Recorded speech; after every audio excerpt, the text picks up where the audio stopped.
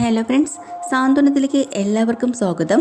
അങ്ങനെ നമ്മുടെ ധർമ്മനാണെങ്കിൽ സുകന്യോട് പറയുന്നുണ്ട്, ഇനിയിപ്പോൾ എന്തായാലും ബാലേട്ട് നിന്നെ ഭ്രാന്തിന് വല്ലതും ചികിത്സിക്കാൻ കൊണ്ടുപോകുമെന്തോ. എന്താ ധർമ്മേട്ട അങ്ങനെയൊക്കെ പറയുന്നത്? അല്ല, ഈ ഇല്ലാത്ത കാര്യങ്ങളൊക്കെ നീ ഉണ്ടെന്ന് പറയുന്നതേ, അതുകൊണ്ടൊരു സംശയം. ദേ ധർമ്മേട്ട, നിങ്ങളെങ്കിലും എന്നെ ഒന്ന് വിശ്വസിക്കേ. ആകാശം 4 കാലിൽ വരുന്നത് ഞാൻ കണ്ടതാണ്. എനിക്ക് ഒരു കുഴപ്പമില്ല. ഇതിലെന്തോ ഒരു തിരിമറി നടന്നിട്ടുണ്ട്. അത് ഞാൻ കണ്ടുപിടിക്കും, നോക്കിക്കോ. എടി, നിനക്ക് ഒരു കുഴപ്പമില്ലാഞ്ഞിട്ടാണോ ആകാശം മര്യാദയ്ക്കല്ലേ ഇങ്ങോട്ട് വന്നത്? എന്നിട്ട് മദ്യപിച്ച് മതോന്മത്തനായിട്ട് 4 കാലിലാണ് വന്നതെന്നൊക്കെ വിളിച്ചു കൂവിയത്. പക്ഷേ ഇതെന്തോ കുഴപ്പമുണ്ട് ധർമ്മേട്ട. അവനെ എണീറ്റ് നിൽക്കാനുള്ള ബാലൻസ് പോലും ഇല്ലാതെയാണ് അവനിങ്ങോട്ട് വന്നത്. ഞാൻ കണ്ടതാണ്. ഓ, അപ്പോൾ ഞാൻ ഇനി പറഞ്ഞിട്ട് കാര്യമില്ല. ആരുമില്ലാത്തത് കാണും, ആരും കാണാത്ത കാണും, മറ്റാരും കേൾക്കാത്തത് കേൾക്കും. ഇതപ്പോൾ അസുഖം തന്നെയാണ്. അങ്ങനെയാണെങ്കിലേ ഒരു കാര്യം ചെയ്യും, ഇനി ഇതിൽ കൂടുതൽ എനിക്കൊന്നും പറയാൻ വയ്യ. ഇപ്പം നിന്റെ തല നന്നായിട്ട് ചൂടായിരിക്കുകയാണ്. നീ തൽക്കാലം കിടന്ന് ഉറങ്ങാൻ നോക്കുക കേട്ടോ സുകന്യെ. അങ്ങനെ സുകന്യ ദേഷ്യം പിടിച്ച് കടലിൽ ചെന്ന് കിടക്കുക. ധർമ്മൻ അവിടെ ചെന്ന് കൂർക്ക വലിക്കുന്നുണ്ട് കേട്ടോ. അതും കൂടെ കേൾക്കുമ്പോൾ സുകന്യക്ക് ദേഷ്യം വരാണ്. ധർമ്മൻ തിരിഞ്ഞു നോക്കി പലതവണ ചിരിക്കുന്നുണ്ട്. അങ്ങനെ സുകന്യെ ഒരുവിധമൊക്കെ പറ്റിച്ചിട്ടുണ്ട് കേട്ടോ. പിറ്റേ ദിവസം രാവിലെ ആകുമ്പോഴത്തേക്കിനും നമ്മൾ ഹാളിൽ വന്നിരുന്ന് ദേവി പത്രോ എന്തൊക്കെയോ വായിച്ചുകൊണ്ടിരിക്കുകയാണ്. ആ സമയത്ത് സുകന്യ അങ്ങോട്ട് വരുവാട്ടോ. എന്നിട്ട് പറയും, ഓ എന്തൊരു ചൂടാണ് ഇവിടെ. ഭയങ്കര ചൂടാണോ ചേച്ചി ഇവിടെ? പിന്നല്ലാണ്ട് നിങ്ങളൊക്കെ എങ്ങനെയാണ് ഇവിടെ അഡ്ജസ്റ്റ് ചെയ്ത് ജീവിക്കുന്നത്? ദേവിയുടെ വീട്ടിൽ എ സി ഒക്കെ ഉണ്ടോ? എൻ്റെ വീട്ടിൽ എ സി ഒക്കെ ഉണ്ടായിരുന്നു കേട്ടോ. അങ്ങനെ അതിലിരുന്ന് ശീലിച്ചത് കൊണ്ടാണ് ഇവിടെ വന്നപ്പോൾ എനിക്കതൊന്നും സഹിക്കാൻ പറ്റാത്തത് എന്ന് സുകന്യ പറയണം. ദേവിയോട് വീട്ടിൽ എ സി ഉണ്ടോ ചോദിക്കുമ്പോൾ ദേവി ആകെ ഒന്ന് വിൽക്കുന്നുണ്ട്. എ സിയോ? അല്ല, അത് ഉണ്ടാകില്ലല്ലേ. അങ്ങനെ ശീലിച്ചിരുന്നെങ്കിലേ ഇവിടെ ഇപ്പോൾ അഡ്ജസ്റ്റ് ചെയ്യാൻ വലുതായിട്ട് ബുദ്ധിമുട്ടേനെയായിരുന്നു. അങ്ങനെയൊന്നുമില്ല. ഏത് സാഹചര്യത്തിലും നമ്മൾ പൊരുത്തപ്പെടണ്ടേ? അതിൻ്റെ ആവശ്യം എന്താ? അങ്ങനെ സാഹചര്യങ്ങളോട് പൊരുത്തപ്പെടുകയല്ല വേണ്ടത്, മോശം സാഹചര്യങ്ങളെ മെച്ചപ്പെടുത്തി എടുക്കുക വേണ്ടത്. അതിന് ഇവിടെ അത്ര മോശം സാഹചര്യമൊന്നും ഇല്ലല്ലോ. എ സി ഇല്ല, അത്രയല്ലേ ഉള്ളൂ. അതിന് ഫാൻ ഉണ്ടല്ലോ, പിന്നെന്താ? അപ്പം സുകന്യ പറയണം, എൻ്റെ വീട്ടിലെ എല്ലാ റൂമിലും എ സി ഉണ്ട്. അവിടെ ശീലിച്ചിട്ട് ഇവിടെ വന്നപ്പോൾ എന്നെക്കൊണ്ട് പറ്റുന്നില്ല. അതൊക്കെ പോട്ടെ. സുകന്യ ചേച്ചിയുടെ കല്യാണം കഴിഞ്ഞിട്ട് ഇത്രയൊക്കെ ആയില്ലേ, എന്നിട്ടും ചേച്ചി എന്താ മാമനെയും കൂട്ടി ചേച്ചിയുടെ വീട്ടിലേക്ക് പോകാത്തത്? അത് കേട്ടത് സുകന്യ ആകെ ഒന്ന് ഞെട്ടിത്തരിക്കുക കേട്ടോ. അല്ല, അതെ എൻ്റെ വീട്ടിലെ ഇപ്പം ഇവിടെ അല്ല, എന്നെ ഇവിടുന്ന് പറഞ്ഞേക്കാനായിട്ട് നിങ്ങൾക്ക് ധൃതിയായോ? അല്ല, അതല്ലെന്നേ, സാധാരണ പെണ്ണും ചെറുക്കനും ഒക്കെ പെണ്ണിൻ്റെ വീട്ടിലേക്ക് പോകുന്നൊരു ചടങ്ങുണ്ടല്ലോ, അതുകൊണ്ട് ചോദിച്ചതാ. ചടങ്ങൊക്കെ ഉണ്ട്, പക്ഷേ ഞങ്ങളുടെ റിലേറ്റീവ്സ് ആരും ഇവിടെ ഇല്ല, എല്ലാവരും കാനഡയിലാണ്. ആണോ? അപ്പോൾ ബന്ധുക്കളിൽ ഒരാൾ പോലും നാട്ടിലില്ലേ? ഇല്ലെന്നേ. പിന്നെ ആകെ അടുത്തുള്ളത് രാജശ്രീ ചേച്ചി മാത്രമാണ്. അത് അപ്പുറത്തല്ലേ. ചേച്ചിയുടെ അടുത്ത് വിരുന്ന് പോകാൻ ഇവിടെ അനുവാദവും ഇല്ല. പിന്നെ എന്ത് ചെയ്യാൻ പറ്റും? പെട്ടെന്ന് സുകന്യ വിചാരിക്കും, ഈശ്വരാ, വിഷയം മാറ്റിയില്ലെങ്കിൽ എനിക്ക് പണിയാവും. പിന്നെ ദേവി അപ്പോൾ വീണ്ടും ദേവി ചോദിക്കുകയാണ്, അല്ല ചേച്ചി പഠിച്ചതൊക്കെ എവിടെയാണെന്ന് പറഞ്ഞത്? പഠിച്ചതൊക്കെ അങ്ങ് ബാംഗ്ലൂരായിരുന്നു. ബാംഗ്ലൂരോ? എറണാകുളത്തോ എവിടെയാണ് പഠിച്ചതെന്നാണല്ലോ ഇവിടെ അമ്മ പറഞ്ഞത്. അതെയോ? അയ്യോ, ആകെ പെട്ടല്ലോ ദൈവമേ. ഇനിയിപ്പോൾ എന്താ ചെയ്യുക? അപ്പം തന്നെ ഉടനെ ഇനിയിപ്പോൾ അങ്ങനെ പറഞ്ഞാൽ പറ്റുമോ?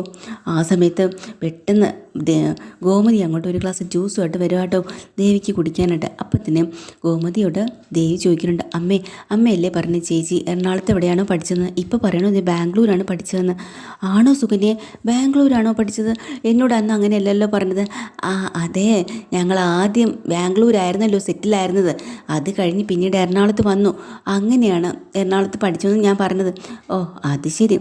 ഇങ്ങനെ വിട്ടാൽ പറ്റില്ല, എങ്ങനെയെങ്കിലും വിഷയം മാറ്റണം. പെട്ടെന്ന് തന്നെ ദേവിയോട് ചോദിക്കുക, ദേവി ചേച്ചി, ദേവിയുടെ അച്ഛനും അമ്മയൊന്നും എന്തേ ഇങ്ങോട്ട് വരാഞ്ഞേ?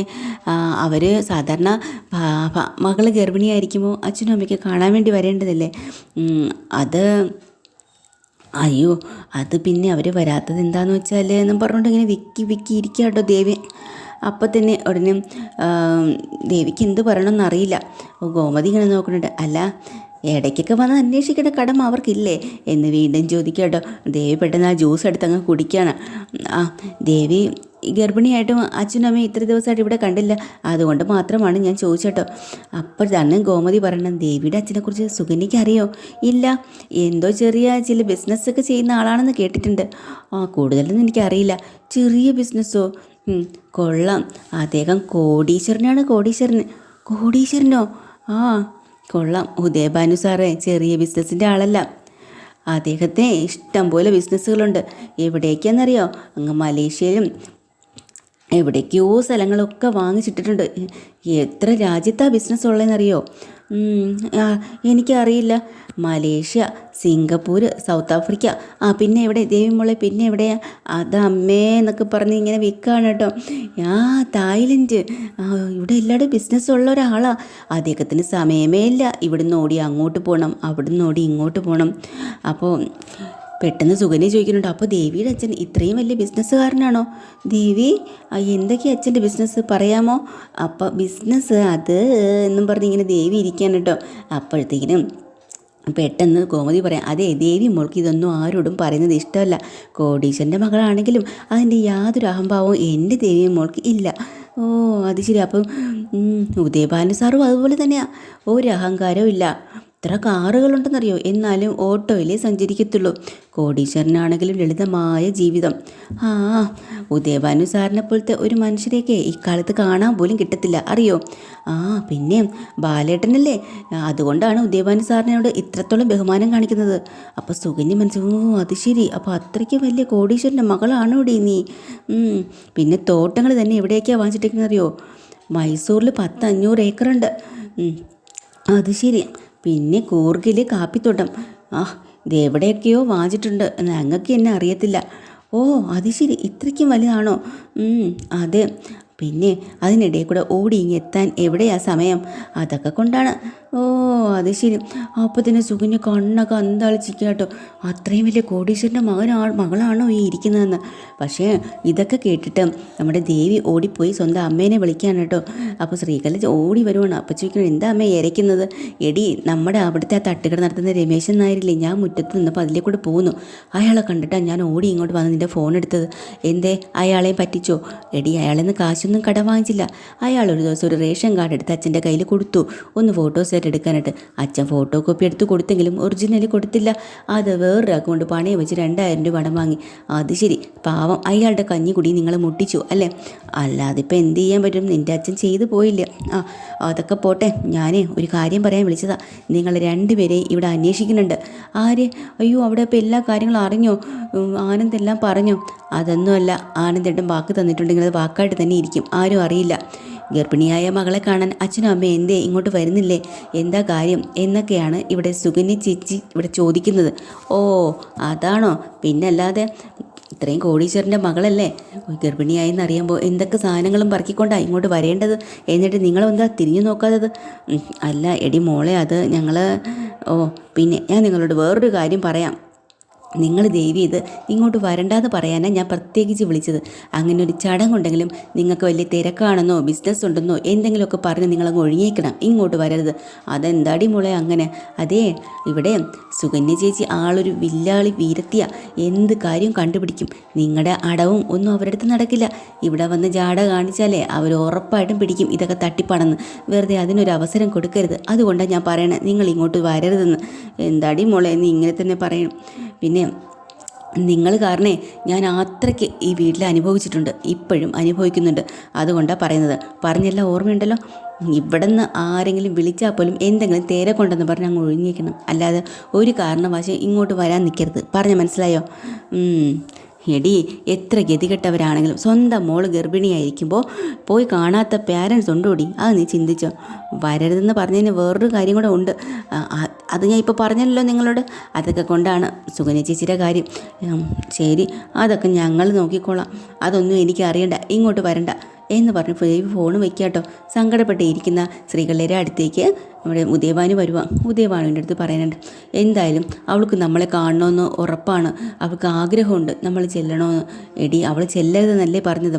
പിന്നെ അവളെ എൻ്റെ മകളാണ്. ഏതൊരു മക്കളും ഗർഭിണിയായിരിക്കുമ്പോൾ അവൾക്ക് അച്ഛനും അമ്മയും കാണണം എന്നുള്ള ആഗ്രഹം ഉണ്ടാവും. ഈ പെറ്റ വയറിനത് മനസ്സിലാവും. അവളുടെ ആഗ്രഹം കൊണ്ടാണ് അവളത് പറഞ്ഞത്. ചെല്ലണ്ടെന്ന് പറഞ്ഞിട്ടുണ്ടെങ്കിൽ നമ്മൾ പോകണം ഉദയേട്ടാ. ഒരുപാട് സാധനങ്ങളെല്ലാം വാങ്ങി തന്നെ പോകണം. എടി, അതിന് നെയ്യാ പൈസ വേണ്ടേ? അതെനിക്കറിയാം. ആ റേഷൻ കാർഡ് വാങ്ങിച്ചിട്ട് അവന് 2000 രൂപ കൊടുക്കാൻ പോലും നിങ്ങളുടെ കയ്യിൽ ഇല്ല. അത്രയ്ക്ക് ഗതികെട്ടവനാണ് നിങ്ങൾ. എല്ലാം എനിക്കറിയാം. പക്ഷേ ഞാൻ സമ്മതിച്ച് തരില്ല, പോയേ പറ്റുള്ളൂ. അവസാനം ഉദയഭാനു പറഞ്ഞിട്ടുണ്ട്, എടി പോവാം. ഒരു വലിയൊരു ബിസിനസ്സുകാരൻ കോടീശ്വരൻ്റെ മകളെ നമ്മൾ എങ്ങനെ നോക്കാൻ പോകും, അതുപോലെ തന്നെ നമുക്ക് അവളെ നോക്കാനായിട്ട് പോവാം എന്നിങ്ങനെ ഉദയഭാനു അപ്പോൾ വാടകയ്ക്ക്. അപ്പോൾ നിങ്ങൾ എന്ത് ചെയ്യാമെന്ന് നിങ്ങളുടെ വിചാരം? അതൊക്കെ നോക്കിക്കോ, എൻ്റെ കയ്യിലുണ്ട്. ഞാൻ എങ്ങനെയെങ്കിലും അതിനുള്ള എല്ലാ സംവിധാനങ്ങളും കൊണ്ട് തന്നെ അവിടെ നമുക്ക് പോവാൻ. പിന്നെ സുകന്യ അവൾ എന്തു തരികിടയാണെന്നല്ലേ പറഞ്ഞത്. ഓ, അവളെ ഒന്നും പേടിക്കേണ്ട ആവശ്യമില്ല മനുഷ്യ. അതിലും വലിയ ബുദ്ധിമാനല്ലേ അവിടെ നിൽക്കുന്ന ബാലൻ. ആ ബാലനെ വരെ പറ്റിച്ചല്ലേ നമ്മൾ കാര്യങ്ങൾ ഇതുവരെ കൊണ്ടെത്തിച്ചത്. പിന്നെയാണ് ഒരു ചുകന്യ വന്നിരിക്കുന്നു. അവളെ പോകാൻ പറ അങ്ങോട്ട്. അവളെ പേടിച്ച് ദേവി നിൽക്കുമായിരിക്കും. നമുക്ക് അവളെ പേടിക്കേണ്ട കാര്യമൊന്നുമില്ല. നമുക്ക് പോകണം. അങ്ങനെ ഉദയഭാനും ശ്രീകലയും കൂടെ ദേവിക്കുള്ള പലഹാരങ്ങളൊക്കെ റെഡിയാക്കി പോകാനായിട്ട് തയ്യാറെടുക്കാം കേട്ടോ. അപ്പോൾ സുകന്യാണെങ്കിലും മുറിക്കാതെ ചെന്നിട്ട് സുകന്യയ്ക്ക് ഒരു തരത്തിൽ ഉറക്കം വരുന്നില്ല. കാരണം ഇത്രയും വലിയ കോടീശ്വരൻ്റെ മകളാണോ ഇവിടെ ഇരിക്കുന്ന ദേവി എന്ന് അറിഞ്ഞതോടുകൂടി കിളി പോയിട്ടുണ്ട്. എന്നിട്ട് വിചാരിക്കുന്നുണ്ട്, ഇതുപോലെ വലിയൊരു കോടീശ്വരനാക്കണം എൻ്റെ ധർമ്മേട്ടനെ. ഈ ഗോമതി സ്റ്റോറിലെ ജോലിയെല്ലാം കളഞ്ഞിട്ട് ബിസിനസ് മാൻ ആക്കണം. ഒരിടത്ത് ലഞ്ച് ജർമ്മനിയിൽ നിന്നാണെങ്കിൽ അടുത്ത് ബ്രേക്ക്ഫാസ്റ്റ് വേറൊരു രാജ്യത്തു നിന്ന്, അങ്ങനെ ഓടി നടക്കണം. അത്രയ്ക്കും വലിയൊരാളാക്കണം. എന്നിട്ട് ഞാനും വലിയൊരു രാജാവിൻ്റെ ഭാര്യയായിട്ട് അങ്ങ് ഞെളിഞ്ഞ് നടക്കണം. അങ്ങനെ ആക്കണം എന്നൊക്കെ പറഞ്ഞ് പോയി ചെന്ന് കട്ടിലിൽ കിടക്കാട്ടോ. അങ്ങനെ ആലോചിച്ച് അങ്ങ് മയങ്ങുവാണ്. അങ്ങനെ വലിയൊരു ബിസിനസ്സുകാരനാവുകയാണ് നമ്മുടെ ധർമ്മൻ. എന്നിട്ട് വലിയൊരു കാറിലൊക്കെ വന്നിറങ്ങുന്നുണ്ട്. ചുറ്റും ആളുകളൊക്കെ ഇൻ്റർവ്യൂവിനെടുക്കും വരുന്നുണ്ട്. അപ്പോൾ ചോദിക്കുന്നുണ്ട്, എങ്ങനെയാണ് ഇത്രയും പെട്ടെന്ന് ഇത്രയും വലിയ ഒരു കോടീശ്വരനായത് ധർമ്മൻ? അപ്പോൾ ഇൻ്റർവ്യൂ കൊടുക്കുകയാണ്. അതെ, ഞാൻ സാധാരണ ഒരു ഗോമതി സ്റ്റോറിൽ സവാളയും ഉരുളക്കിഴങ്ങും ഒക്കെ പൊതിയാൻ വേണ്ടി നിന്ന ഒരു സാധാരണക്കാരനായിരുന്നു. അവിടെ നിന്നും ഞാൻ ഇത്രയും വലിയൊരു ബിസിനസ് മാനായിട്ടും കോടീശ്വരനായിട്ടും മാറിയതിൽ പിന്നിൽ ഒരാളുടെ ഒരുപാട് എഫർട്ടുണ്ട്. ആരാണത് എന്നറിയാൻ ഞങ്ങൾക്ക് ആഗ്രഹമുണ്ടെന്ന് അവർ ചോദിക്കുമ്പോൾ ധർമ്മം പറയാണ്, ഈ നിൽക്കുന്ന എൻ്റെ ഭാര്യ സുകന്യയുടെ ആഗ്രഹവും പ്രയത്നവും കൊണ്ടാണ് ഞാൻ ഇവിടം വരെ എത്തിയത്. അത് ശരി, അപ്പോൾ ഇന്നത്തെ പ്രത്യേകത എൻ്റെ ഭാര്യയുടെ ബർത്ത്ഡേ ആണ്. അങ്ങനെയാണെങ്കിൽ വൈഫിന് ഇന്ന് എന്താ സമ്മാനം കൊടുക്കുക എന്ന് അവർ ചോദിക്കുമ്പോൾ കാറിനകത്തുനിന്നൊരു ഗിഫ്റ്റ് എടുത്തുകൊണ്ടൊന്ന് ധർമ്മ സുകന്യയുടെ നേരെ നീട്ടാട്ടോ. ഒരു 5 കോടിയോളം വില വരുന്ന വജ്രത്തിൻ്റെ ഒരു നെക്ലസ്സാണ്. അത് കാണുമ്പോൾ എല്ലാവരും അന്തം വിട്ട് പോവാട്ടോ. സുകന്യയും അതുപോലെ തന്നെ. ഓ, അത്രയ്ക്കും കണ്ണ് മഞ്ഞളിച്ച് വലിയൊരു ബിസിനസ് മാഗ്നറ്റായി മാറുകയാണ് കേട്ടോ സുകന്യയുടെ സ്വപ്നത്തിൽ നമ്മൾ ധർമ്മൻ. ഇതൊക്കെയാണ് എപ്പിസോഡ്. ഡീറ്റെയിൽഡ് എപ്പിസോഡ് വീണ്ടും വരാൻ. ചാനൽ ഇഷ്ടമായി ലൈക്ക് ചെയ്യുക, സബ്സ്ക്രൈബ് ചെയ്യുക. താങ്ക്